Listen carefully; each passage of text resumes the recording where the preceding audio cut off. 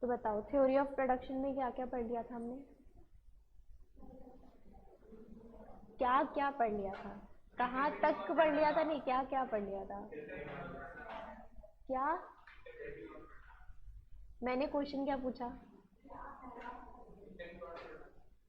फिर वही आंसर, कहाँ से नहीं क्या क्या पढ़ा था ये बताओ, पता नहीं, रिवाइज नहीं किया आपने, प्रोडक्शन क्या होता है, क्रिएशन ऑफ यूटिलिटी बोल सकते हैं, है ना, कोई भी हमारे नेचुरल रिसोर्स को एक किसी गुड्स में या सर्विसेज में कन्वर्ट करना, फिर उसके हमने अलग अलग टाइप्स की यूटिलिटी भी देखे थे, फॉर्म, स्किल्स, हाँ ठीक है ये था। फिर उसके बाद फैक्टर्स ऑफ प्रोडक्शन में हमने क्या देखा था, लैंड में क्या था हमारे पास, कुछ फैक्टर्स थे,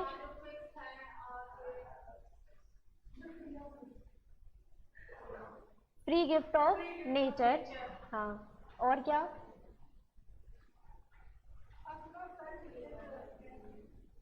supply of land is fixed, land is permanent, has indestructive powers, land is a passive factor, immobile cannot be shifted from one place to another, has multiple uses, heterogeneous, ठीक है। Labour क्या होता है, कोई भी mental skill, intellectual या physical exertion करना, वो हमारे लिए लेबर था, ठीक है। इसके अंदर कैरेक्टरिस्टिक्स क्या आता है, human effort, labour is perishable, labour is an active factor, inseparable, labour and labourer are inseparable. फिर powers differs from labour to labourer, ठीक है, हर किसी के स्किल्स नॉलेज डिफर करते हैं। फिर all labours, poor bargaining power, all labours may not be productive, labour is mobile, labour has no rapid adjustment of supply of labour demand for it, और hours of labour और hours of leisure choice है ना। और फिर यहाँ पर हमने देखा था this feature gives peculiar bending curve shape, क्योंकि एक टाइम के बाद इंक्रीज इन वेजेस के बाद भी इंक्रीज इन लेबर हो सकता है ना हो, ठीक है। कैपिटल हमने इसमें अलग अलग टाइप्स ऑफ कैपिटल देखे थे, इसमें हमें कैपिटल फॉर्मेशन इंपॉर्टेंट पार्ट होता है, अगर हम कैपिटल फॉर्मेशन नहीं करेंगे तो हमारी इकोनॉमी ग्रो नहीं करेगी, तो इकोनॉमी को ग्रो करने के लिए हमें क्या करने की, सेविंग्स करने की जरूरत है, और सेविंग भी फिर मोबिलाइजेशन ऑफ सेविंग्स इंपॉर्टेंट है, देन कैपिटल फॉर्मेशन इन्वेस्टमेंट होगा, ठीक है।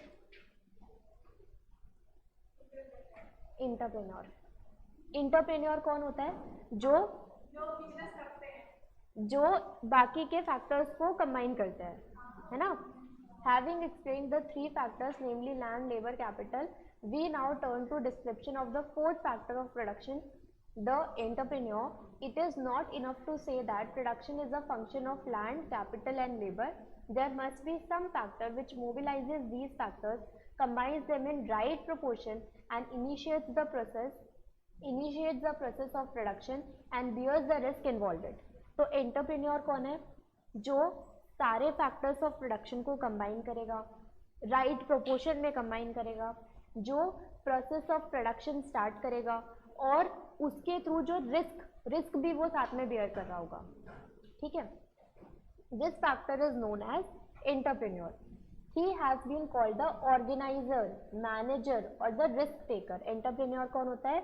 ऑर्गेनाइजर, क्योंकि वो सारे रिसोर्सेज को ऑर्गेनाइज कर रहा है फिक्स प्रपोर्शन में, वो इनिशिएट कर रहा है प्रोडक्शन प्रोसेस को, तो वो ऑर्गेनाइजर है, वो मैनेजर है और साथ में वो रिस्क ले रहा है, तो वो रिस्क टेकर है. But in these days of specialisation and separation of ownership and management, अब हो सकता है कि वो जो ओनर है वही मैनेजर हो, बट अब क्योंकि हम क्या करते हैं स्पेशलाइजेशन के अकॉर्डिंग काम को बांट देते हैं, ठीक है, तो हो सकता है कि वो जो ओनर है ना वो मैनेजर का काम ना कर रहा हो, ठीक है, ओनरशिप और मैनेजमेंट दोनों अलग अलग हो. तो but in these days of specialisation and separation of ownership and management, the task performed by the manager or the organizer have become different from that of entrepreneur. ठीक है, तो वो person entrepreneur, owner, manager, risk taker हो सकता है, but in this area of specialization हो सकता है कि ओनर कोई और हो और मैनेजर कोई और हो। While the organisation and management involve decision making of routine and non routine types, the task of entrepreneur is to initiate production work and to bear the risk involved in it. Task of entrepreneur क्या है? Production process start करना और फिर risk taking भी उसका काम होगा। ठीक है। Functions of an entrepreneur, in general an entrepreneur performs the following functions. First is initiating business enterprise and resource coordination.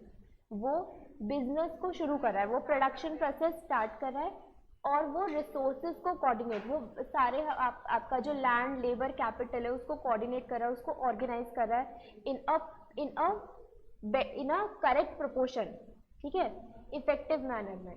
तो initiating business proportion and resource coordination, an entrepreneur senses business opportunities, conceive project ideas, decides on scale of operation, products and processes, builds up, owns and manages his own enterprise.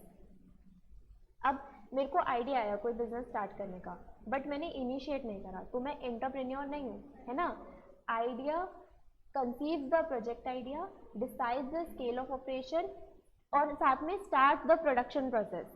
ठीक है, product process and builds up, own and manages his own enterprise.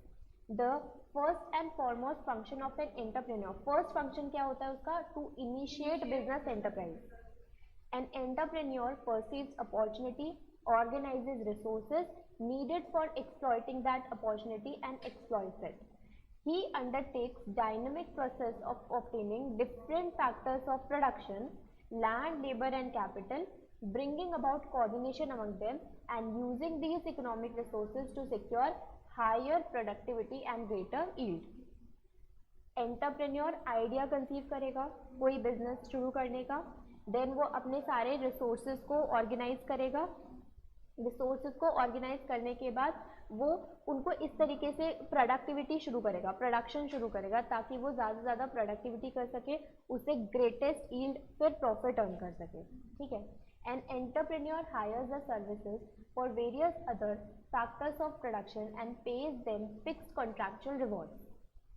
Entrepreneur दूसरी से services भी higher कर सकता है ना, और फिर उनको रिवॉर्ड्स पे भी कर सकता है। अगर वो लैंड भी लेकर के आ रहा है तो उसके बदले उसको रेंट पे करना है ना, लेबर के बदले उसको वेजेस पे करना है। Labour is hired at a pre determined wages, land and factory with rent for use and capital with interest. तो इन सब के कॉस्ट है। ठीक है, लैंड का कॉस्ट हो गया हमारा रेंट, लेबर का कॉस्ट हो गया वेजेस और कैपिटल का interest. The surplus if any after paying to all the production hired, तो after paying these rent wages interest, जो सरप्लस बचता है वो उसका एंटरप्रेन्योर का रिवॉर्ड है, वो उसका प्रॉफिट है। ठीक है। All the factors of production hired by him accrues to the entrepreneur as his reward for his effort and risk taken. Thus, the reward for an entrepreneur that is a profit is not certain or fixed. He may earn profit or incur losses.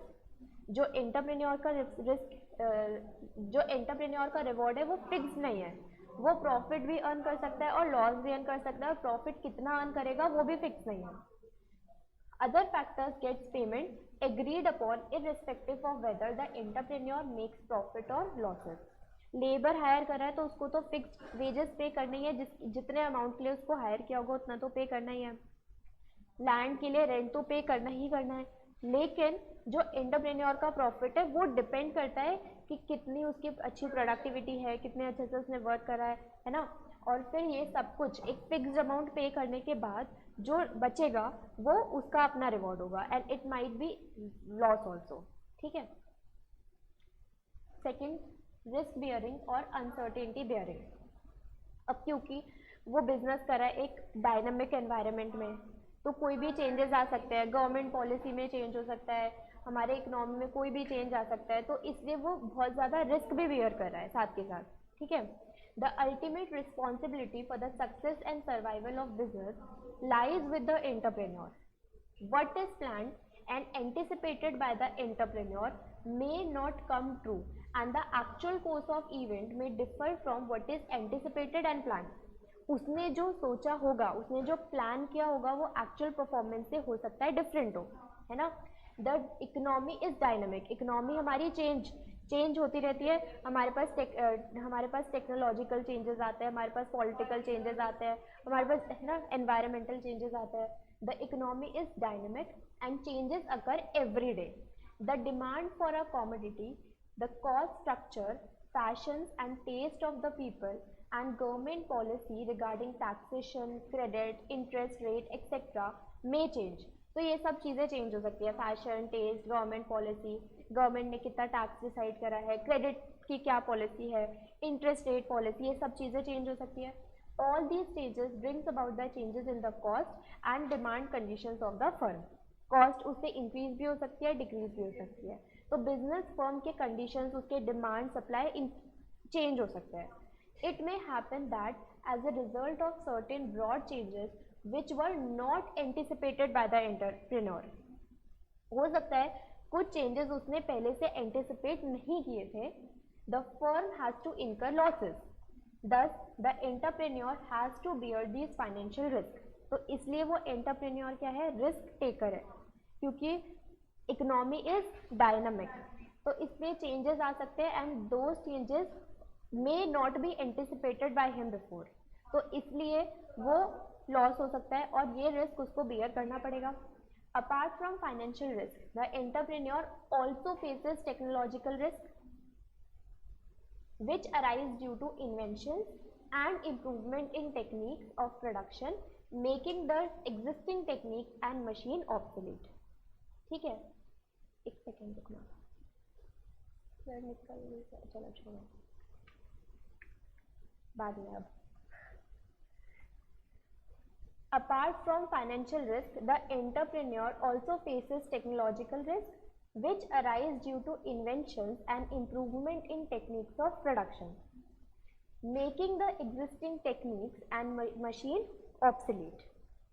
उसने हो सकता है कि कोई machine उसने रखी होगी अपने पास, ठीक है, इन्वेंशन हो गया तो ये टेक्नोलॉजिकल इम्प्रूवमेंट हो गया और उसकी मशीन ऑब्सोलीट हो गई, तो ये इसके लिए रिस्क था, है ना.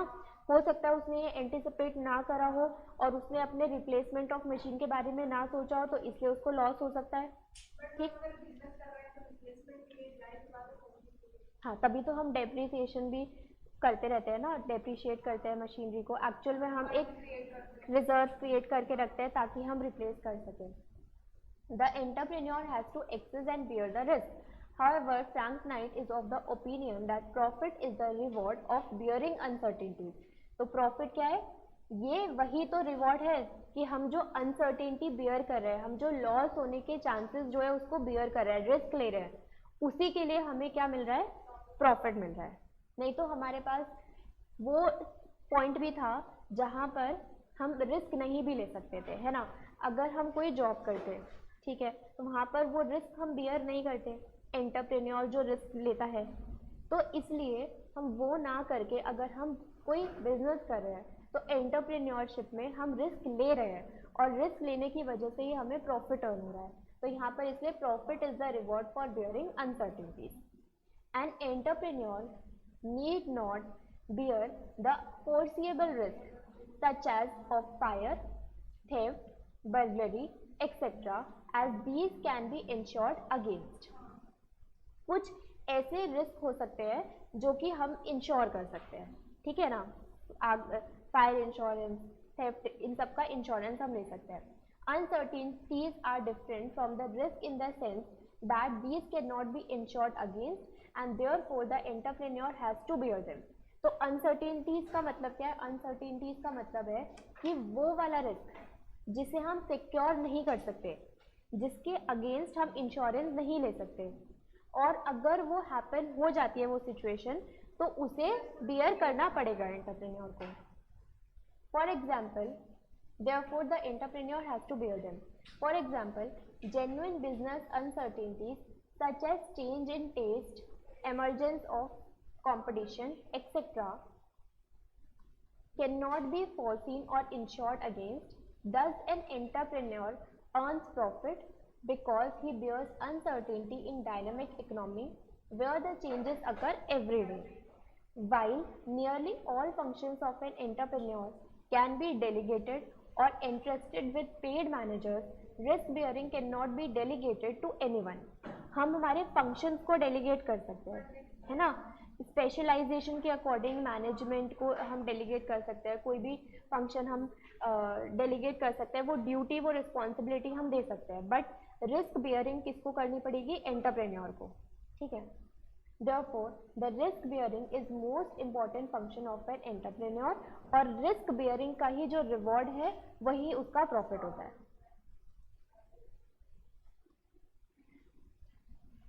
Innovation. The true function of entrepreneur is to introduce innovations. Innovations may mean commercial application of new idea or invention to better fulfillment of business requirements. तो हमें इनोवेट करना है, कोई न्यू आइडिया को इनकॉर्पोरेट करना बिजनेस में ताकि हम बेटर तरीके से वर्क कर सकें. Invention is to better fulfilment of business requirement. Innovation is, क्योंकि टेक्नोलॉजिकल चेंजेस भी तो आते रहते हैं, तो innovation is important factor. Innovation is very broad sense include introduction of new and improve products, devices and production process, utilisation of new and improve source of raw material, adoption of new and improved technology, novel business model, extending sales to unexplored market etc. तो हम क्या कर सकते हैं?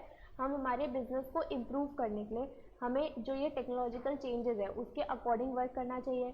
हमें new ideas लेकर के आने चाहिए, बेटर प्रोडक्ट्स, इम्प्रूव प्रोडक्ट्स लेकर के आने चाहिए, नए डिवाइसेस, प्रोडक्शन प्रोसेस को कैसे इम्प्रूव कर सकते हैं, है ना? कम से कम कॉस्ट में हम ज़्यादा प्रोडक्शन कैसे कर सकते हैं, कैसे हम प्रोडक्शन प्रोसेस को इम्प्रूव कर सकते हैं, रॉ मटेरियल कहाँ से, किस सोर्स से हमें लेकर के आना है, या कौन सी न्यू इम्प्रूव टेक्नोलॉजी यूज़ करनी है, ये सब हमारे इनोवेशंस में आ जाएगा. The task of entrepreneur is to continuously introduce new innovations. These innovations may bring in greater efficiency and competitiveness in business and brings profit to the innovator. जब हम improve करते रहेंगे, हम innovations लाते रहेंगे, तो हमें किस चीज़ में help होगी? हमें business को improve करने में help होगी और हमें profit हम ज़्यादा earn कर पाएंगे इससे, ठीक है? A successful innovation will be imitated by others is due to the due course of time. अब क्या हो सकता है कि कोई सक्सेसफुल इनोवेशन, कोई ऐसा कोई नया improve technology, improved business idea या फिर इम्प्रूव सोर्स, वो हो सकता है कि दूसरे बिजनेस भी उसको क्या करें? कॉपी कर सकते हैं, ठीक है? Therefore, an innovation may yield profits for the entrepreneur for the short time, but when it is widely adopted by others, profit tend to disappear. अगर कोई एक नया कोई ऐसा प्रोडक्ट लेकर के आया जो कि मेरे पास ही है, ठीक है, ऐसी नई टेक्नोलॉजी, तो मेरे को मुझे प्रॉफिट अर्न होगा.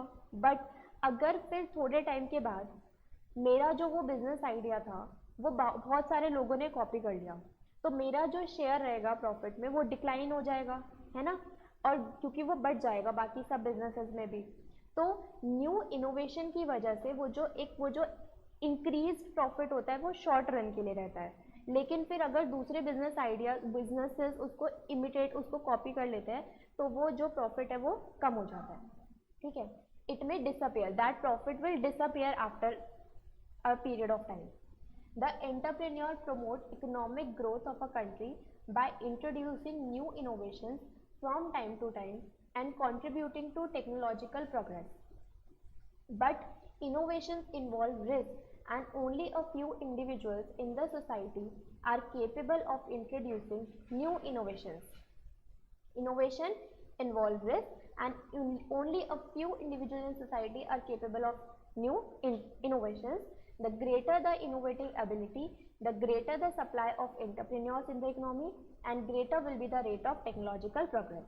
तो जितना ज़्यादा इनोवेशन होगा उतने ज़्यादा एंटरप्रेन्योर्स, उतनी ज़्यादा प्रोग्रेस, उतना ज़्यादा टेक्नोलॉजिकल इम्प्रूवमेंट, ठीक है? 3 हमने क्या पॉइंट्स पढ़े यहाँ पर एंटरप्रेन्योर में, फंक्शंस ऑफ एंटरप्रेन्योर में, initiating business enterprise, resource coordination, ठीक है?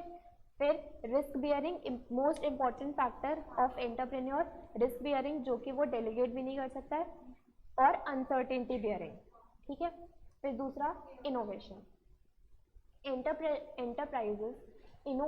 enterprises objectives and constraints. The standard assumption about an enterprise is that its business activity is carried out with the sole objective of earning profit. ऐसा हम assumption लेते हैं ना कि हमने जो business activity कर लिया उसका objective क्या है, sole objective क्या है, profit earning, ठीक। However, in real world, enterprises do not make decisions based exclusively on profit maximization objectives alone. Since an enterprise functions in an economic, social, political and cultural environment, its objectives will have to set up in relation to its survival and growth in such environments.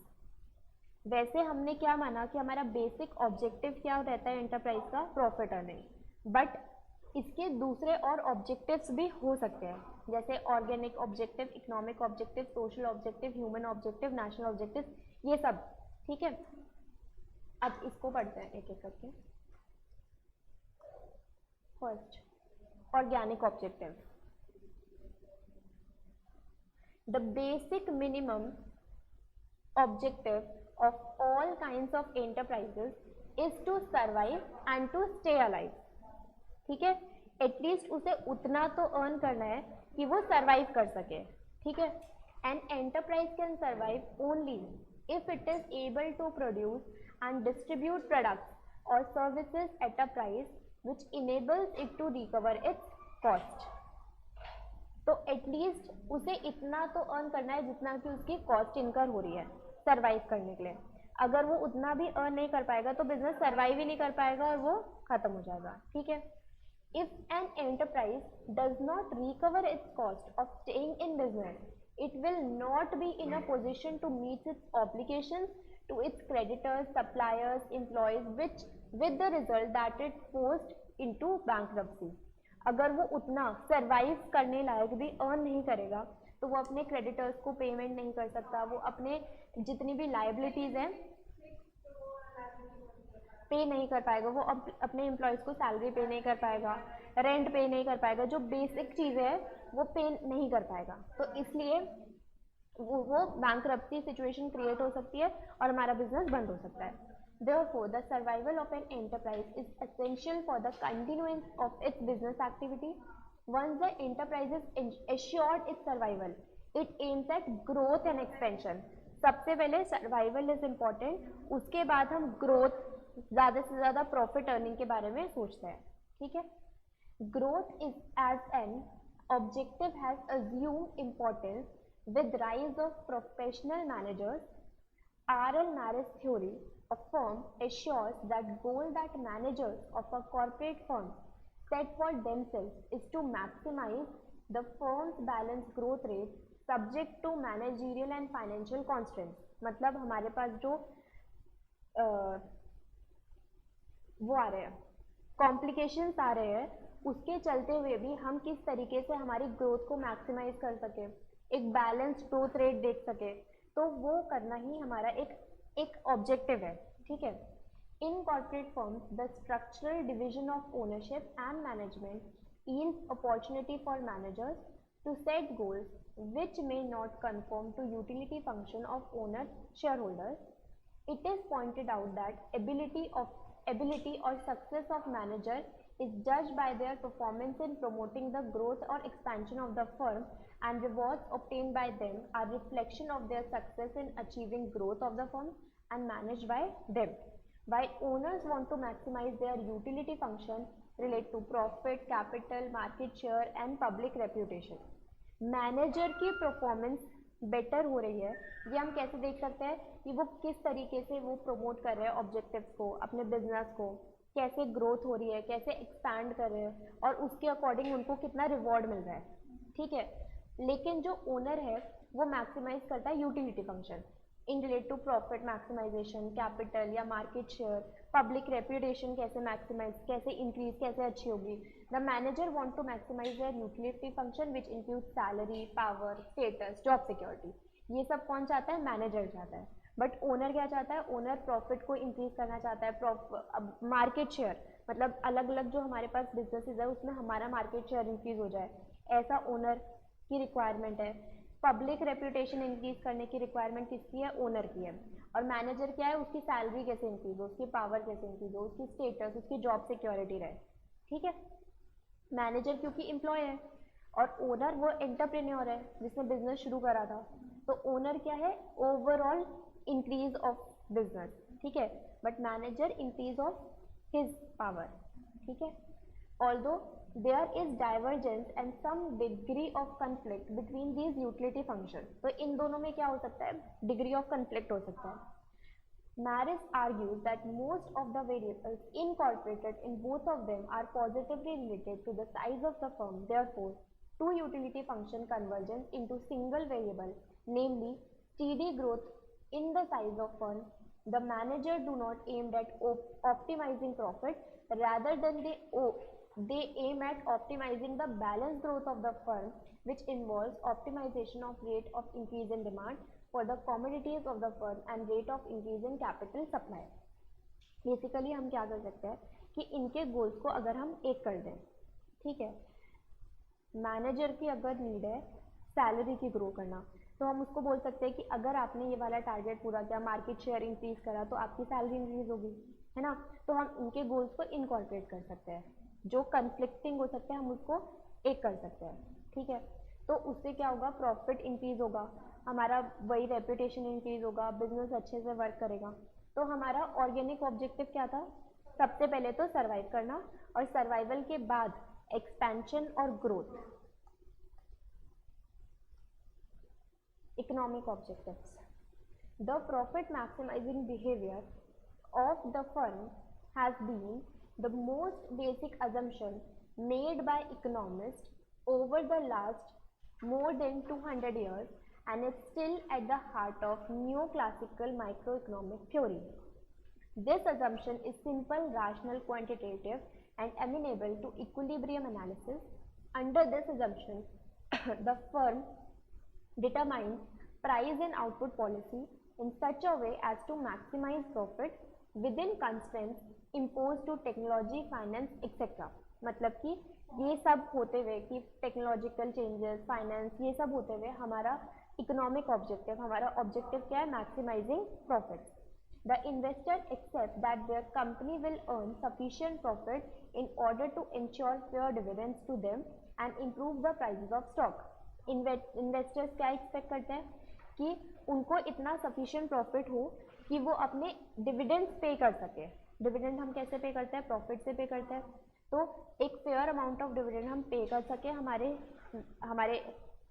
Investors को, share holders को, और एक improve हमारे जो stock के prices है वो improve करें।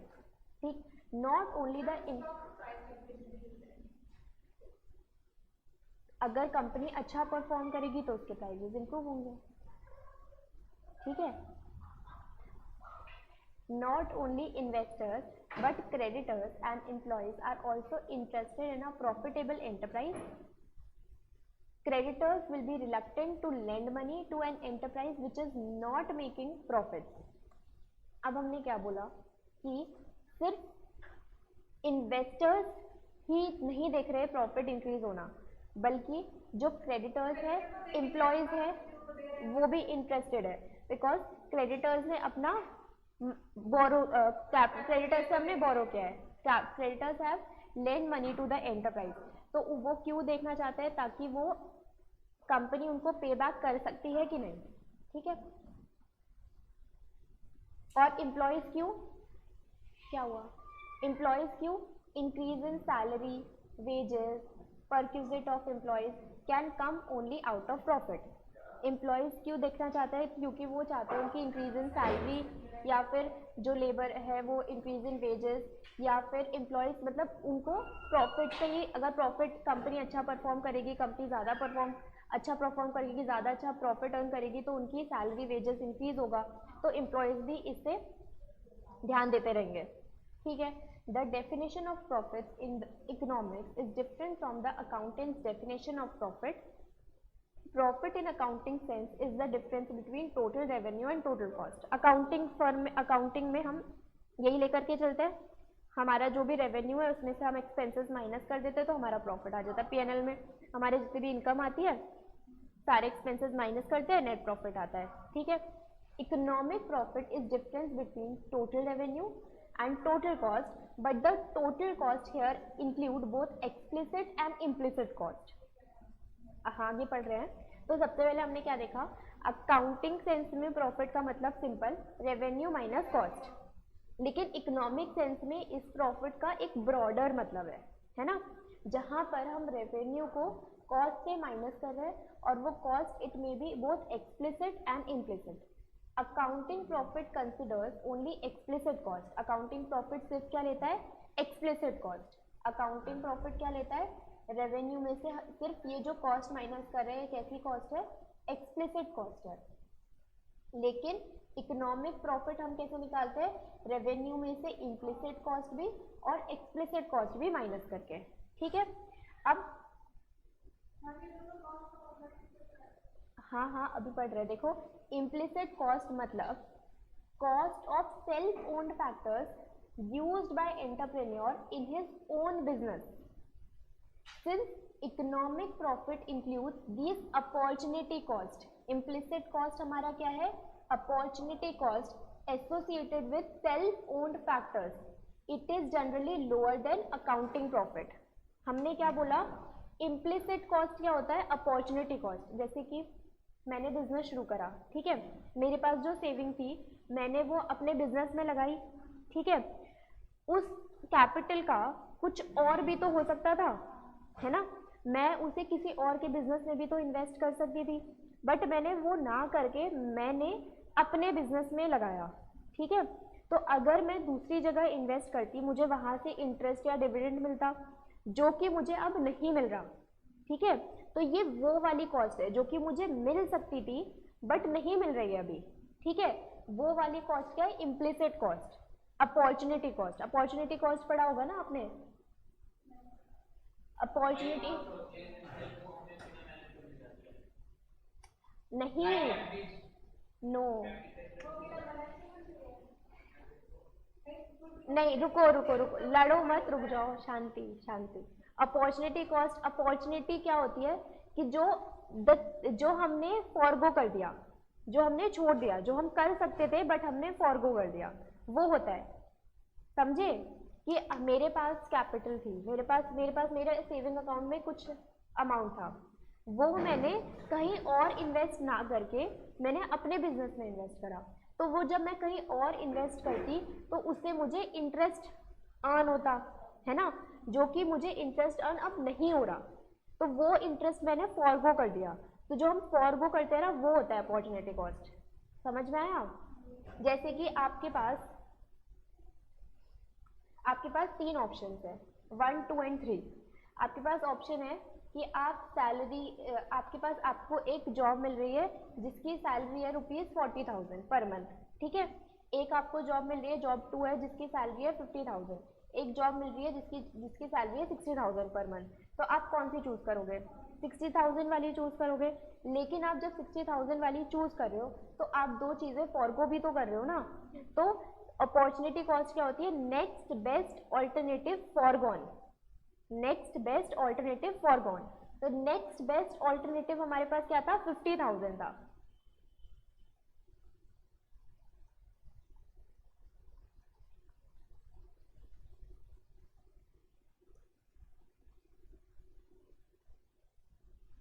ये होता है अपॉर्चुनिटी कॉस्ट की definition, next best alternative foregone. तो नेक्स्ट बेस्ट हमारे पास क्या था कि 50,000 था नेक्स्ट बेस्ट, तो ये हमने छोड़ दिया, ये होती है अपॉर्चुनिटी कॉस्ट. तो मैंने अभी आपको जैसे बताया कि आपके पास सपोज 1 लाख रुपए थे. अब 1 लाख रुपए से आप 2 काम कर सकते हो, या तो आप उसे अपने बिजनेस में डाल सकते हो, ठीक है, या आप उसे कहीं और इन्वेस्ट कर सकते हो. तो अगर आप ये कर रहे हो तो आप ये फॉरगॉन कर रहे हो ना, ये आप छोड़ रहे हो. ठीक है. और इससे आपको इंटरेस्ट अर्न हो सकता था जो कि अब नहीं होगा. तो ये वाला इंटरेस्ट आपने जो छोड़ दिया ये आपकी अपॉर्चुनिटी कॉस्ट है और यही आपकी इम्प्लिसिट कॉस्ट है, समझे, जो कि एक्चुअल में वो बिजनेस चलाने की वजह से ही हो रही है, लेकिन हम उसे अकाउंट्स में नहीं लेते हैं, हम उसे इकोनॉमिक्स में लेते हैं। ठीक, तो हमने उसे इकोनॉमिक प्रॉफिट में से माइनस किया इम्प्लिसिट कॉस्ट को, लेकिन हमने अकाउंटिंग प्रॉफिट से उसको माइनस नहीं किया। समझ में आया? तो अगर तो हमने सिंपल क्या बोला, और एक्सप्लिसिट कॉस्ट क्या हो गई फिर, जो सारी कॉस्ट हम अकाउंट्स में माइनस करते हैं वो सारी एक्सप्लिसिट कॉस्ट होती है। रेंट पे करना, वेजेस पे करना, electricity expenses, telephone expenses, stationery का घर, ये सब कुछ हमारी क्या हो गया, एक्सप्लिसिट कॉस्ट। ठीक है,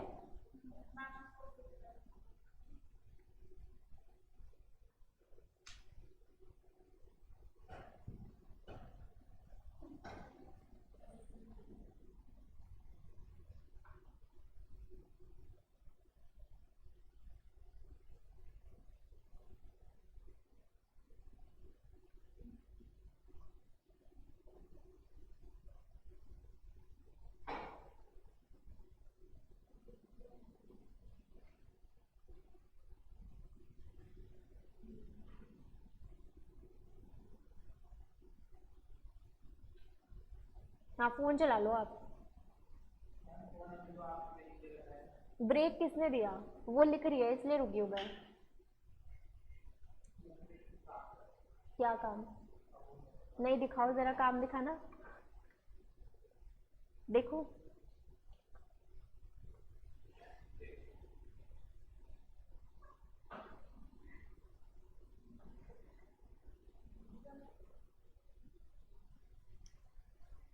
ऐसा सीक्रेट चलेगा नहीं।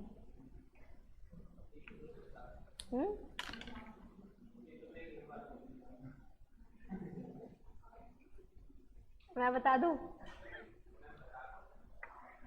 जरा आंटी क्रिश का फोन चेक करना,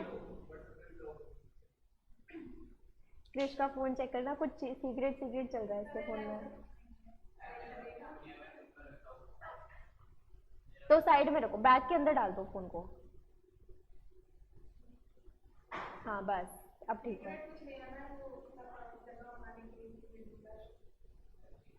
समझ में आ गया। इम्प्लिसिट कॉस्ट क्या होता है बताओ, अपॉर्चुनिटी कॉस्ट क्या होती है। एक तरीके से हम वो बोल सकते हैं कि जो कॉस्ट हम अकाउंट्स में नहीं लेते, वो वाली कॉस्ट जो हम ले रहे हैं इकोनॉमिक्स में, वही हमारी इम्प्लिसिट कॉस्ट है ना। क्योंकि अकाउंट्स में तो हम एज पर अकाउंटिंग स्टैंडर्ड चीजें करते हैं ना, उसके अंदर हम वो वाली कॉस्ट क्यों लेंगे जो हम कहीं, हमारे पास ये पैसा था जो हम कहीं और डाल सकते थे बट हमने नहीं डाला, तो वो अकाउंटिंग प्रॉफिट में तो कभी आएगा ही नहीं ना। जब हम बिजनेस कर रहे हैं, उस बिजनेस में हमने जो जो खर्चा किया सिर्फ हम वही वाली कॉस्ट लेंगे अकाउंट्स में, ठीक है। लेकिन इकोनॉमिक प्रॉफिट एक वाइडर सेंस में हम सोचते हैं, हम उसको वाइडर सेंस में सोचते हुए चलते हैं, तो इसलिए हम इम्प्लिसिट कॉस्ट भी लेते हैं और एक्सप्लिसिट कॉस्ट भी लेते हैं। अब इसलिए क्योंकि यहाँ से सिर्फ एक्सप्लिसिट कॉस्ट माइनस हो रही है और यहाँ से ये दोनों कॉस्ट माइनस हो रही है, तो किसका प्रॉफिट कम आएगा। मैंने बोला कि यहाँ से सिर्फ एक्सप्लिसिट कॉस्ट माइनस हो रही है और यहाँ से इम्प्लिसिट भी माइनस हो रही है, एक्सप्लिसिट भी माइनस हो रही है, तो प्रॉफिट कम कौन सा आएगा, इकोनॉमिक प्रॉफिट। इकोनॉमिक प्रॉफिट कम आएगा। सिंस अब ध्यान से पढ़ो। Since economic profit includes these opportunity costs associated with cell phone factors, it is generally lower than accounting profit. Economic profit is lower than accounting profit. क्यों, समझ में आ गया। When the economists speak of profit, she or he means profit after taking the account the capital and labor provided by the owners, that is, he or she differentiates between normal profits and supernormal profits. Normal profit includes the normal rate of return on capital invested by the entrepreneur, remuneration of labor, and reward for risk bearing function of the entrepreneur.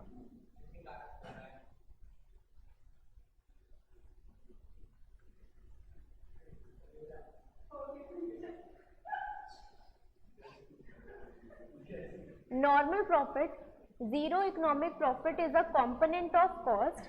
Therefore, what the business owner considers as a minimum necessary to continue business. तो normal profit हमारा क्या है, जितना minimal profit हमें चाहिए business को continue करने के लिए.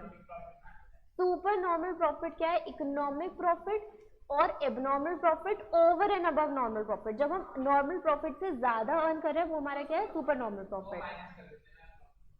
It is earn when total revenue is greater than total cost. Obviously profit कब होता है, जब रेवेन्यू ज्यादा हो और कॉस्ट कम हो. Total cost in this case include the reward of all the factors including normal profit. और कॉस्ट हमारी क्या होती है, कॉस्ट हमारी यही होती है ना, कॉस्ट हमारे पास रेंट, इंटरेस्ट पे करना और हमें वेजेस पे करना, सैलरी पे करना, यही सब हमारी कॉस्ट होती है. तो ये सब क्या है, क्या ये सब reward to factors of production है. तो reward of factors to production है ना, फैक्टर्स ऑफ प्रोडक्शन को जो हम पे कर रहे हैं. तो इसलिए reward to fraction of factors of production जब हम रेवेन्यू से माइनस कर देते हैं तो वो हमारा क्या होता है, प्रॉफिट होता है.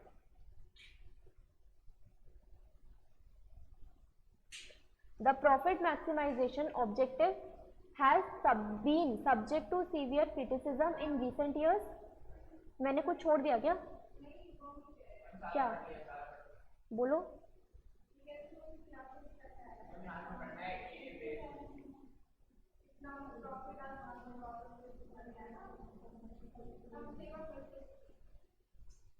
कहाँ, यहाँ से.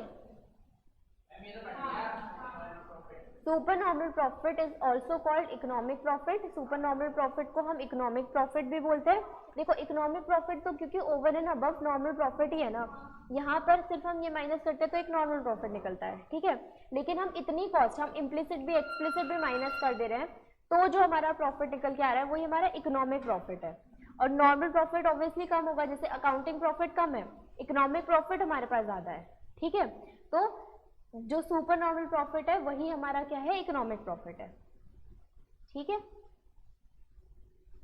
और एबनॉर्मल प्रॉफिट, सब सिंपल.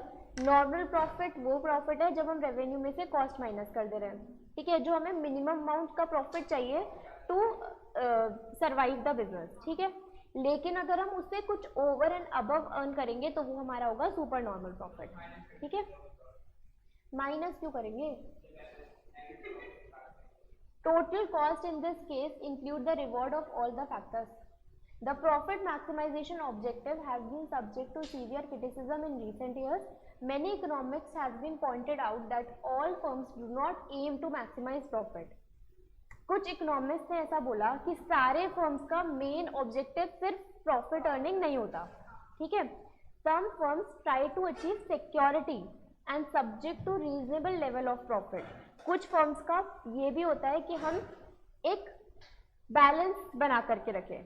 मतलब सब फर्म्स का ऑब्जेक्टिव ये नहीं है कि हम अभी 10,000 अर्न कर रहे हैं तो नेक्स्ट ईयर 15,000 फिर 20,000. कुछ फर्म्स का मतलब ये चल रहा है कि हम एक सिक्योरिटी मेंटेन करें, हम एक बैलेंस बना करके चले और हम एक reasonable level of profit earn करते रहे, ठीक है, स्टेबिलिटी रहे. मतलब H.A. Simon argues that इतना मतलब कि जो जैसे डेफिनेशन दी है कहीं पर कि बहुत इंपॉर्टेंट टॉपिक है उसका तो कर ही लेना, ठीक है. H.A. Simon argues that firms have satisfying behavior, बातें मत करो, satisfying behavior and strive for profits that are satisfactory. Baumol's theory of sales maximization. अब ये वाले ना, ये वाले थोड़े से ये वाले नाम याद रखना, ठीक है. H.A. Simon क्या बोलता है, satisfying behavior. वो फर्म को बोलता है कि हमें उतना प्रॉफिट अर्न करना चाहिए जो कि हमारे लिए सेटिस्फैक्टरी हो, ठीक है. Baumol's theory sales maximization holds that sales revenue maximization rather than profit maximization is the ultimate goal of business. तो H.A. Simon की जो थ्योरी है वो बोलता है एक मैक्सिमाइजिंग प्रॉफिट के बारे में, एक सेटिस्फैक्शन लेवल ऑफ प्रॉफिट के बारे में. लेकिन जो बॉमल्स थ्योरी है वो बोलता है सेल को मैक्सिमाइज करने के लिए वो बोलता है, प्रॉफिट को मैक्सिमाइज करने के लिए वो नहीं बोलता, ठीक है. लेकिन वो प्रॉफिट को मैक्सिमाइज करना है, मतलब कि सेल्स में से जब हम हमारी कॉस्ट माइनस कर देंगे तब हमारा जो प्रॉफिट निकलता है हम इसको प्रैक्टिस, और यहाँ पर सिर्फ इसको मैक्सिमाइज करने के लिए बोल रहे हैं, ठीक है। और ऑब्वियसली सेल्स मैक्सिमाइज होगा तो प्रॉफिट भी मैक्सिमाइज होगा। holds that sales revenue maximization rather than profit maximization is the ultimate goal of business firms. He cites, देखो प्रॉफिट मैक्सिमाइज हम तब भी कर सकते हैं जब हमारा सेल उतना का उतना हो लेकिन हम कॉस्ट कम कर दें, कॉस्ट कम कर दे, है ना, तब भी हो सकता है। लेकिन जो बॉमल की थ्योरी है वो कॉस्टिंग से रिलेटेड कुछ नहीं बोल रही है, वो ये बोल रही है कि सेल को मैक्सिमाइज करना है, ठीक है। ही साइट्स, क्यों बात कर रहे हो, चुप रहो, शांति, दोनों अलग अलग कोने में आ जाओ। हाँ आ रही है। He cites empirical evidence for his hypothesis that sales rank ahead of profit and as a main objective of the enterprise. तो बॉमल्स ने क्या बोला कि हमारा मेन एम्फेसिस किस पे होना चाहिए, सेल पे होना चाहिए, क्योंकि सेल ऊपर है और प्रॉफिट नीचे है, उसने ऐसा बोला, मतलब कि सेल की रैंक ज्यादा है और प्रॉफिट की रैंक कम है।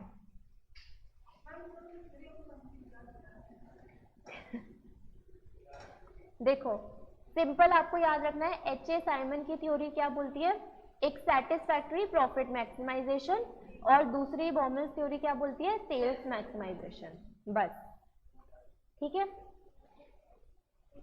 He asserts that it is quite common experience that when an executive is asked about his business, he will answer that his sales have been increasing or decreasing and talks about profit only as an afterthought. तो वो जो ये था ना Bowman, ये क्या बोलता था, ये बोलता था, वो अगर ये बोलता है कि अगर आपसे मैंने पूछा कि आपका बिजनेस कैसे चल रहा है तो आप ये बोलोगे कि हमारी सेल इतनी थी और अब इतनी हो गई है ना। वो ये बोलता था कि लोग प्रॉफिट के बारे में बाद में बात करेंगे, लेकिन पहले वो ये बोलेगा कि हमारी सेल्स इतनी थी अब इतनी इंक्रीज हो गई है, हम, है ना। तो ही हाउएवर पॉइंट्स आउट दैट, क्या, क्योंकि आपने कुछ नहीं सुना इसलिए आप पूछ रहे हो। He however points out that in their attempt to maximize sales, businessmen do not completely ignore costs incurred on output and profits to be made. लेकिन उसने साथ के साथ ये भी बोल दिया कि सिर्फ बिजनेस को सेल्स पर नहीं, उसकी कॉस्ट पर और प्रॉफिट पर भी ध्यान देना चाहिए, ठीक है। सुनो अब मैं पूरा एक बार रिपीट कर रही हूँ, ठीक है। हमने यहाँ पर देखा, या फिर पूरा ही पढ़ दूं फिर करूं, थोड़ा सा ज्यादा। In 1932, A.A. Burley and G.C. Means pointed out that in large business corporation, management is separated from ownership and therefore the manager enjoy discretionary power to set goals of the firm they manage. Wilson model of maximization of managerial utility function is an important contribution to the managerial theory of firm's behavior. तो सबसे पहले यहाँ पर क्या बोला गया, इन दोनों ने ये पॉइंट आउट किया कि क्योंकि लार्ज बिजनेस होता है ना तब, तो हम मैनेजमेंट को और ओनरशिप को अलग अलग कर देते हैं, है ना, क्योंकि एक स्मॉल बिजनेस में हो सकता है कि अलग ना भी हो, है ना। ऐसा हो सकता है कि आपने कोई बिजनेस स्मॉल स्केल में शुरू करा तो आप ही उसके ओनर और आप ही चीजें मैनेज कर रहे हो, लेकिन जब बिजनेस धीरे धीरे बड़ा होता है तो हमें फंक्शंस को अलग अलग करना पड़ता है, क्योंकि हम अकेले सारा काम संभाल नहीं सकते, ठीक है। तो एक लार्ज बिजनेस ऑर्गेनाइजेशन में मैनेजमेंट और ओनरशिप क्या होगी, अलग अलग होगी, it will be separated. Therefore, the manager enjoy discretionary power to set goal the firm they manage. तो इसलिए मैनेजर के पास भी क्या होती है, पावर्स होती है। Williamson model of maximisation of managerial utility function is important contribution, और साथ में इसकी थ्योरी जो मैनेजर ये थ्योरी थी वो भी एक इम्पॉर्टेंट थी। The owners share holder of joint stock company prefer profit maximisation, but manager maximize their own ability function to minimum profit rather than maximizing profit. तो अब यहाँ पर दो चीजें हैं, एक कंपनी का जो शेयर होल्डर, जो इन्वेस्टर रहेगा, वो किस थ्योरी पर ध्यान देगा, प्रॉफिट मैक्सिमाइजेशन पर, क्योंकि प्रॉफिट इंक्रीज होगा तो उसकी डिविडेंड भी इंक्रीज होगा। लेकिन जो मैनेजर होगा वो खुद की एबिलिटी को, खुद की यूटिलिटी को इंक्रीज करने पे ध्यान देगा, मैनेजरियल एबिलिटी को इंक्रीज करने पे ध्यान देगा rather than maximizing profit. Objective of utility maximization has been discussed in context of two types of firms. First, in case the firm owned and managed by entrepreneur itself. तो हमने utility maximisation को दो तरीके से पढ़ा। पहला क्या, जहां पर फर्म का ओनर और मैनेजर दोनों एक है, ठीक है। Utility maximization implies that in choosing an output level, the entrepreneur owner considers not only the money profits he will make, but also the sacrifice of leisure which he would have to make in doing necessary activity for producing that level of output. अब इस वाले case में ना utility maximisation, अब वो सिर्फ ये नहीं देखेगा कि कितना वो मनी प्रॉफिट अर्न कर रहा है, साथ में वो ये भी देखेगा कि उसने कितना एफर्ट लगाया, उसने कितनी पावर, उसने कितना अपना माइंड लगाया उस पर, कितना उसने सैक्रिफाइस, उसने लेजर, उसने मूवी देखने जाना, उसने ये करना वो करना, जो उसने सैक्रिफाइस किया वो भी वो उस पर देखेगा, ठीक है। क्या सेकंड, ये रीजन है कि मैं पास हो गया, कुछ भी बोलता है ये, हाँ, तो इसलिए आप भी सैक्रिफाइस करो थोड़ा सा और सीए फाउंडेशन पास करो।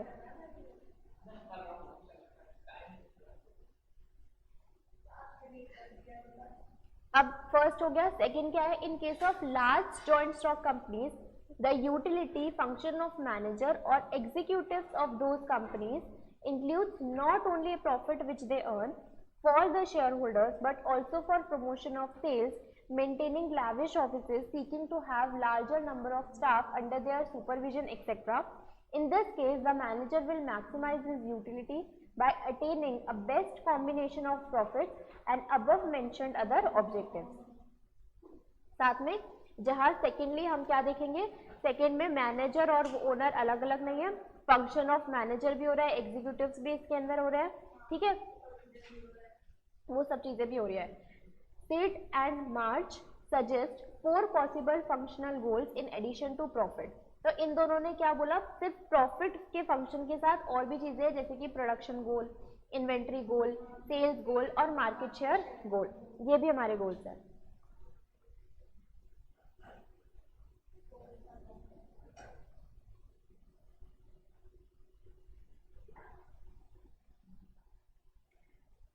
फर्स्ट ऑब्जेक्टिव हमने क्या देखा कि हम सरवाइव कर सके, है ना। सेकेंड ऑब्जेक्टिव हमने देखा प्रॉफिट मैक्सिमाइजेशन वाला। अब सोशल ऑब्जेक्टिव, सिंस एंड, अरे मैंने इकोनॉमिक में ही प्रॉफिट मैक्सिमाइजेशन था ना।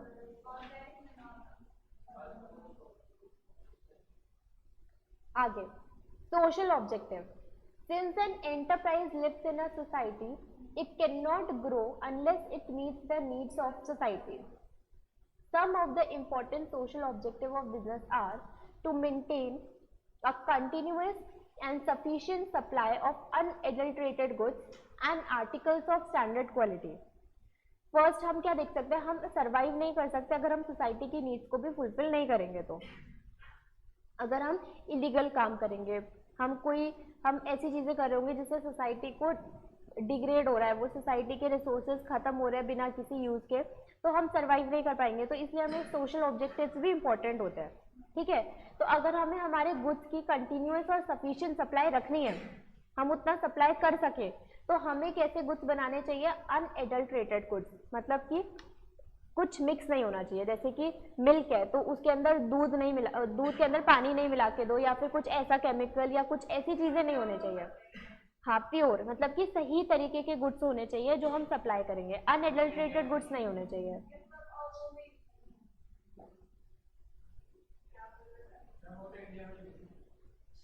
क्या, हाँ, तो वही तो आर्टिकल ऑफ स्टैंडर्ड क्वालिटी, एक स्टैंडर्ड क्वालिटी के गुड्स हमें सप्लाई करने हैं। Avoid profiteering and anti social practices. Profiteering क्या होती है? देखो, जब जैसे कि सपोज हमारे पास 100 रुपए का वो गुड बन रहा था, ठीक है, तो इसके अंदर टैक्सेस ऐड करते थे, ठीक है, तो हाँ टैक्सेस ऐड करते। अब पहले क्या था, हमारे पास बहुत सारे अलग अलग टैक्सेस थे है ना, पहले बहुत सारे एक्साइज, पता नहीं क्या, सर्विस टैक्स, ये टैक्स, वो बहुत सारे अलग अलग टैक्सेस थे।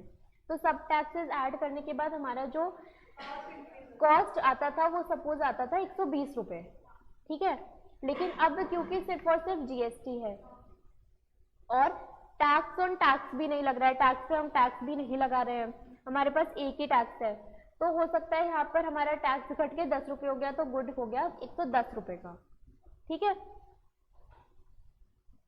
तो यहाँ पर जो गुड सस्ता हुआ 10 रुपए से, ये 10 रुपए हमें कस्टमर को पास ऑन करना है। ऐसा नहीं है कि हम अब अभी भी कस्टमर से 120 रुपए चार्ज करेंगे और 20 रुपए का प्रॉफिट हम खुद, मतलब कि 20 रुपए जो यहाँ पर ये जो 10 रुपए एक्स्ट्रा हमको मिल रहे हैं वो हम अपने पास अर्न करेंगे, हमारे प्रॉफिट में ऐड करेंगे।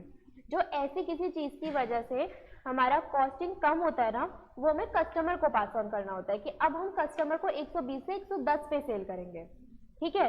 तो ऐसा कुछ हो रहा होता है तो उसको बोलते हैं, मतलब कि ऐसा नहीं होना चाहिए, एंटी प्रॉफिटरिंग, ठीक है।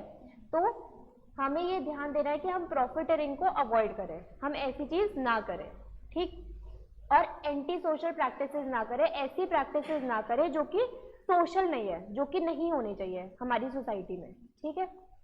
To create opportunities for gainful employment for the people in the society, क्या है ना, हम ऐसी अपॉर्चुनिटीज क्रिएट करेंगे जिससे एम्प्लॉयमेंट अपॉर्चुनिटीज लोगों को मिल सके। To ensure enterprises output does not cause any type of pollution, air, water और noise। हमें ऐसी कोई चीज नहीं बनानी है जिससे कोई पॉल्यूशन क्रिएट हो, ठीक है। तो ये हमारे क्या होते हैं, सोशल ऑब्जेक्टिव, जिसमें हम अपने बारे में नहीं, हम सोसाइटी के बारे में सोच रहे हैं एज अ होल, ठीक है। और अगर हम सोसाइटी के बारे में सोचेंगे तो हमारा भी प्रॉफिट इंक्रीज होगा, है ना। हम ऐसे ही तो गुड्स, कंज्यूमर तो ऐसे ही गुड्स खरीदना चाहते हैं जो एक क्वालिटी, एक स्टैंडर्ड क्वालिटी की हो, और अगर हम हमारी गुड्स की क्वालिटी मेंटेन करेंगे तो ऑब्वियसली हमारे प्रॉफिट भी इंक्रीज होगा। An enterprise should consistently endeavor to contribute to the quality of life and its community in particular and the society in general. If it fails to do so, it may not survive for long. Obviously, business बंद हो जाएगा। Fourth है human objective. Human beings are most precious resources of an organization. If they are ignored, it will be difficult to enterprise to achieve any of its other objectives. अभी हम human की accounting करते रही है, लेकिन सबसे important एक company के अंदर जो होता है ह्यूमन ही होता है ना। जैसे कोई आईटी कंपनी होती है, ठीक है, आईटी कंपनी के अंदर हम कुछ वैसा तो बना नहीं रहे, कोई गुड्स तो प्रोड्यूस नहीं कर रहे हैं, उसके अंदर जितने अच्छे इंजीनियर्स होंगे, जितने अच्छे क्वालिफाइड पर्सन होंगे, जितने अच्छा उनका स्किल, जितना अच्छा उनका दिमाग होगा, उतनी अच्छी वो कंपनी चलेगी। तो इसलिए ह्यूमंस जो है सबसे इम्पोर्टेंट फैक्टर होता है कंपनी के अंदर, और हो सकता है फ्यूचर में हम ह्यूमन अकाउंटिंग करें, ठीक है, कि मतलब कि हम, क्योंकि हम जो एक किसी को एम्प्लॉय करते हैं, किसी पर्सन को एम्प्लॉय करते हैं, उसके लिए भी हमें कॉस्ट इनकर करती है कंपनी अलग अलग राउंड्स रखती है, टेलीफोनिक इंटरव्यू होता है, फिर बुलाया जाता है, फिर इंटरव्यूज होते हैं, हम ग्रुप डिस्कशंस रखते हैं, हम फिर उसको इतना कुछ करने के बाद, इतना उस पर टाइम देने के बाद हम एक पर्सन एम्प्लॉय कर रहे हैं हमारी कंपनी के अंदर, तो इतना टाइम देने के बाद, इतने सारे लोगों का इंटरव्यू लेने के बाद अगर वो पर्सन एम्प्लॉय हो रहे हैं और फिर उनको एम्प्लॉय करने के बाद भी फिर हम उनको स्किल्स, हम उनको और ट्रेनिंग देते हैं, है ना, ऑन द जॉब ट्रेनिंग, हम उनको ट्रेनिंग प्रोवाइड करते हैं, हम उन्हें हमारी कंपनी के बारे में बताते हैं, हमारी कंपनी किस तरीके से काम करती है वो बताते हैं। तो 1 महीना तो ट्रेनिंग पीरियड ही चलता है, ठीक है, और उस 1 महीने में हम सिखा रहे हैं और हम सैलरी भी देते हैं साथ में, ठीक है। तो इसलिए ह्यूमन ऑब्जेक्टिव्स और वो जो ह्यूमंस है वो सबसे ज़्यादा इंपॉर्टेंट है। If they are ignored it will be difficult to enterprise to achieve any of its other objective. अगर हम ये इग्नोर करेंगे ह्यूमन ऑब्जेक्टिव तो फिर कोई कुछ भी ऑब्जेक्टिव पूरा नहीं होगा, ठीक है। Therefore, the comprehensive development of its human resource or employee should be one of the major objectives of an organization. Some of the important human objectives are to provide fair deal to employees. मतलब हम जो employ रख रहे हैं ना company के अंदर, उनको फेयर डील, मतलब कि उनको फेयर अमाउंट ऑफ सैलरी हमें प्रोवाइड करनी चाहिए। ऐसा नहीं कि हम उससे काम ज़्यादा ले रहे हैं और सैलरी कम दे रहे हैं, एक फेयर डील होनी चाहिए, है ना। जो वो एम्प्लॉय वर्क कर रहा है उसे भी सेटिस्फैक्ट्री अमाउंट मिलना चाहिए जितना कि वो काम कर रहा है, ठीक।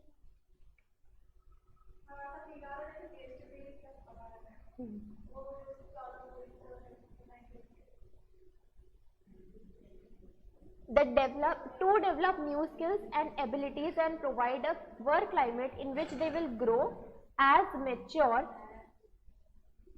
and productive individuals.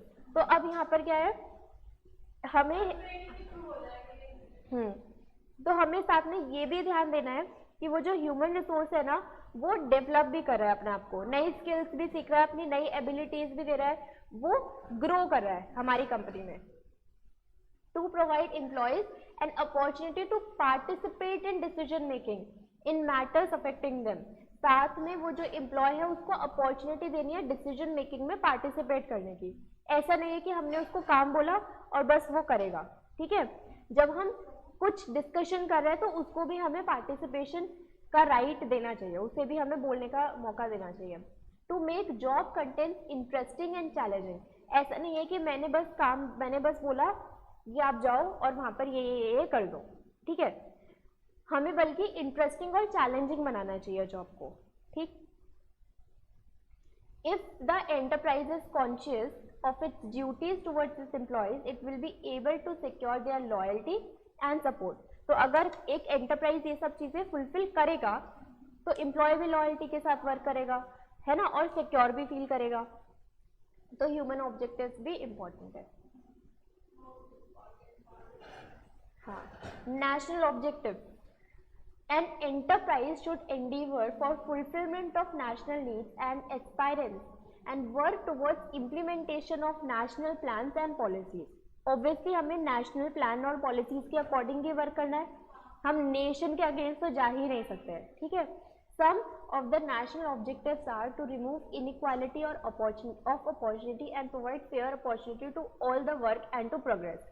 सबको एक इक्वल अपॉर्चुनिटी देना, फेयर अपॉर्चुनिटी देना, किस तरीके से काम करना है और किस तरीके से हमें डेवलप करना है।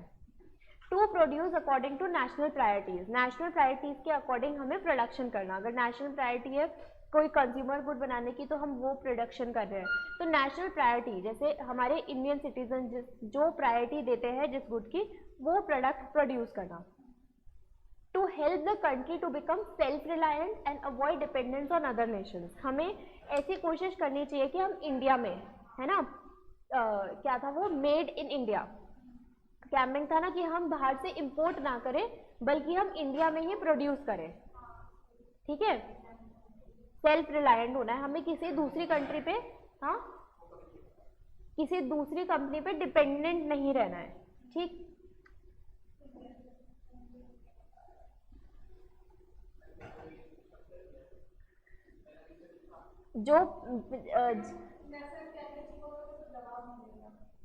जो चीज़ें हमारे इंडिया में पहले शायद नहीं भी बन रही थी वो भी अब बनने लगी है, ठीक है। बहुत सारी इंटरनेशनल कंपनीज इंडिया में आकर मैन्युफैक्चरिंग कर रही हैं, ठीक है। तो मेड इन चाइना से मेड इन इंडिया भी होगा, ठीक है।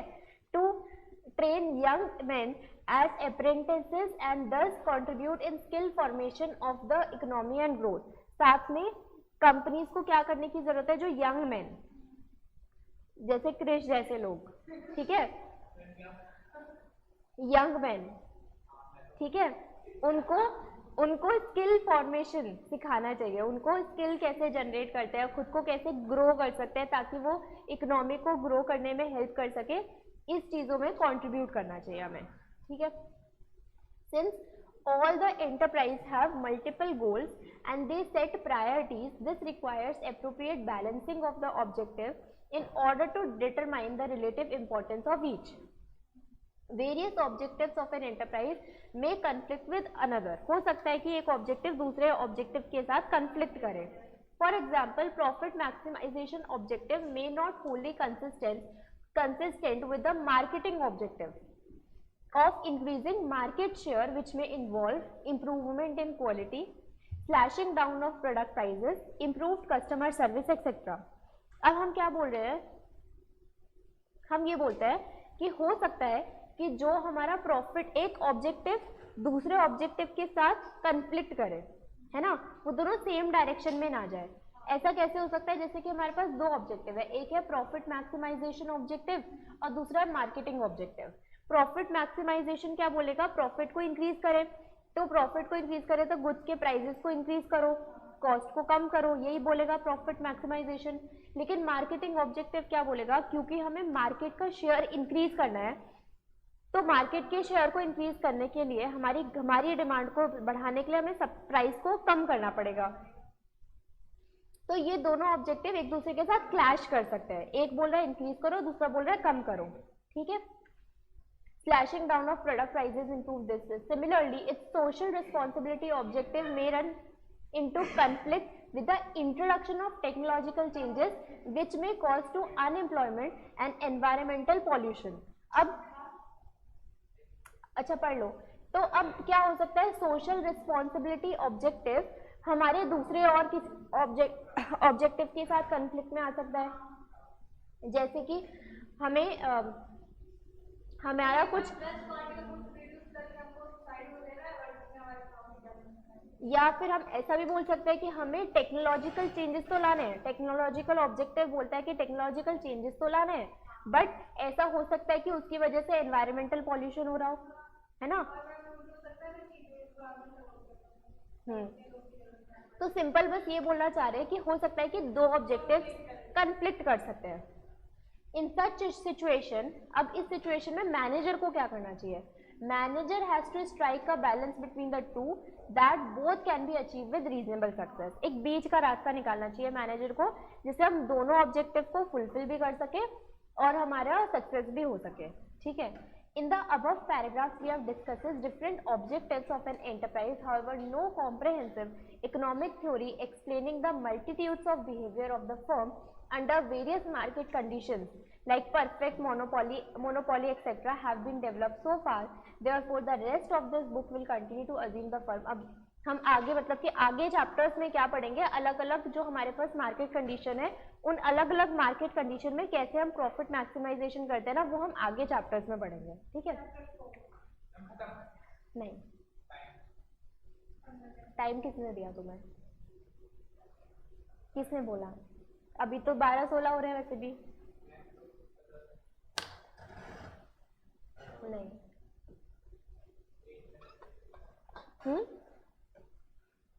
क्या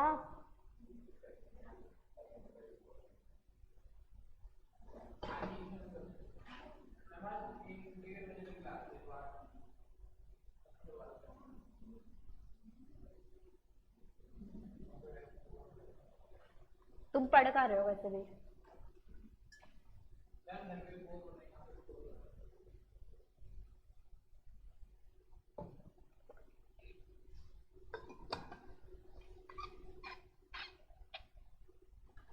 ये घर पे जाके 2x की स्पीड पे देखता है लेक्चर।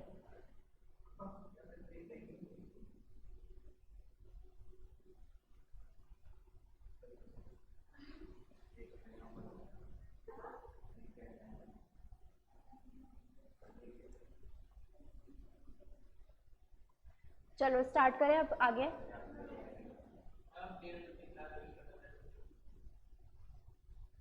अभी पढ़ना है, अब देखेंगे कब तक होगी कब तक नहीं होगी।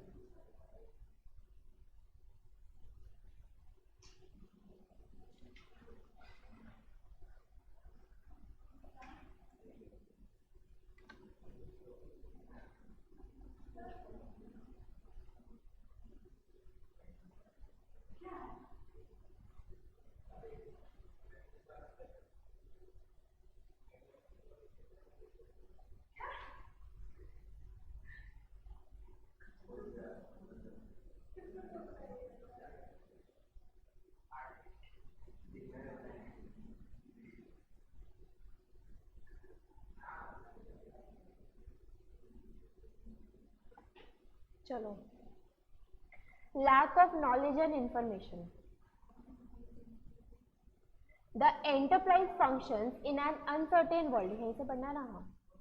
The enterprise functions in an uncertain world where, due to lack of accurate information, may variables that affect the performance of the firm and cannot be correctly predicted for the current month or the current year, let alone for future years. Similarly, the firms may not know about the prices of all inputs and characteristics of all relevant technologies. Under such circumstances, it is difficult to determine what profit maximization price is. हम क्या बोल रहे हैं कि हमारे पास हो सकता है लैक ऑफ नॉलेज या इन्फॉर्मेशन हो, क्योंकि हमें नहीं पता कि क्या हो सकता है, प्राइजेस में कुछ चेंज आ जाए, जो हमारा रॉ मटेरियल उसके प्राइस में कोई चेंज आ जाए, या कोई टेक्नोलॉजिकल इंप्रूवमेंट हो जाए जिसके बारे में हमें नहीं पता. ठीक है, तो जो जितना हमारा जो मतलब टारगेट होगा, प्रॉफिट मैक्सिमाइजेशन का जो टारगेट रहेगा, वो डिफिकल्ट है डिटरमाइन करना ऐसे सर्कमस्टेंसेस में जहां, क्योंकि फ्यूचर इज अनसर्टेन, हमें नहीं पता क्या प्राइसेस में इंक्रीज होगा, क्या टेक्नोलॉजिकल इंप्रूवमेंट होगा. तो हो सकता है क्या हो, lack of knowledge and information. ठीक है, हमने क्या बोला, in pursuit of these objective, जो अभी हमने ऑब्जेक्टिव्स पढ़े, एंटरप्राइजेज एक्शन में get constrained by many factors. अब ये जो ऑब्जेक्टिव्स है ना हमारे, प्रॉफिट मैक्सिमाइजेशन, ह्यूमन ऑब्जेक्टिव्स, ये ऑब्जेक्टिव्स, सोशल ऑब्जेक्टिव्स, ये सारे ऑब्जेक्टिव्स, इसके अगेंस्ट कुछ फैक्टर्स वर्क कर सकते हैं, इसके अगेंस्ट. ठीक है, जैसे कि lack of knowledge and information, हमें नहीं पता प्राइजेस कितने होंगे, तो प्रॉफिट मैक्सिमाइजेशन के अगेंस्ट ये रहेगा. ठीक है.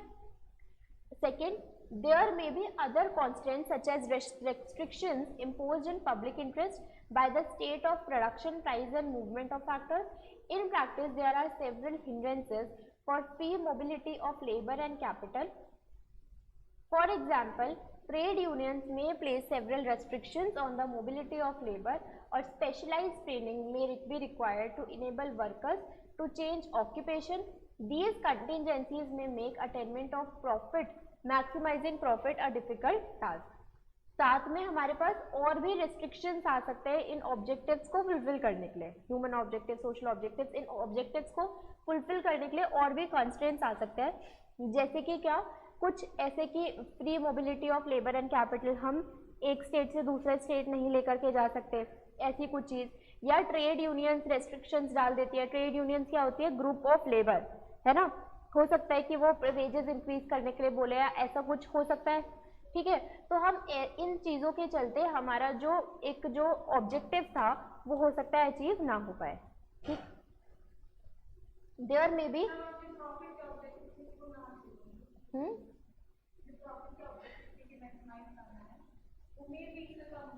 हाँ, वो कि कॉन्स्टेंट्स आ रहे हैं ना बीच में, कुछ डिफिकल्टीज आ सकती है, वो बोल रहे हैं. There may be infrastructural inadequacies and consequent supply chain bottlenecks, resulting in shortages and unanticipated emergencies. For example, there could be frequent power cuts, irregular supply of raw material, non-availability of proper transport. तो इन सब से भी हमारा profit कम हो जाएगा, है ना, ये भी हमारे लिए क्या है, कॉन्स्टेंट्स है. This could put limitations on the power of enterprises to maximize profit. Changes in business and economic condition which become contagious due to the highly connected nature of economies. अब changes आ सकता है business में because of dynamic environment, वो भी as constant work करेगा हमारे objective के लिए. Besides, external factors such as sudden change in government policies with regard to location, price, tax, production, etc. और natural calamities like fire, flood, ये सब कुछ होगा तो हमारे objectives को वो करेगा, hamper करेगा. When the firm are forced to implement policies in response to fiscal limitations, legal, regulatory और contractual requirements, ये सब कुछ, events such as inflation, interest rate, unfavorable, तो ये वही सारी चीज़ें हैं कि जिससे हमारे objectives पे फर्क पड़ सकता है. ठीक है, enterprises problems, ये भी हाँ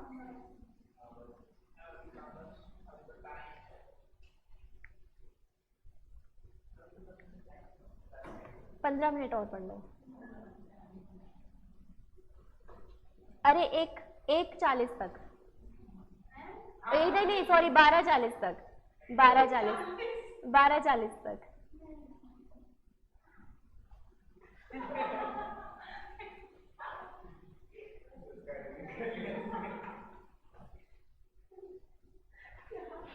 इसको थोड़ा जल्दी जल्दी पढ़ते हैं, एक बार आप घर से ही पढ़ के आना, ठीक है।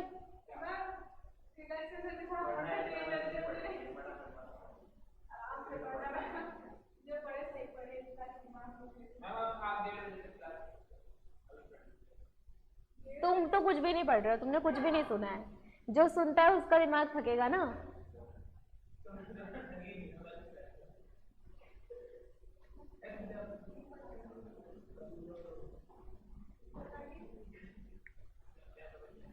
आप बताइए। चलो ठीक है।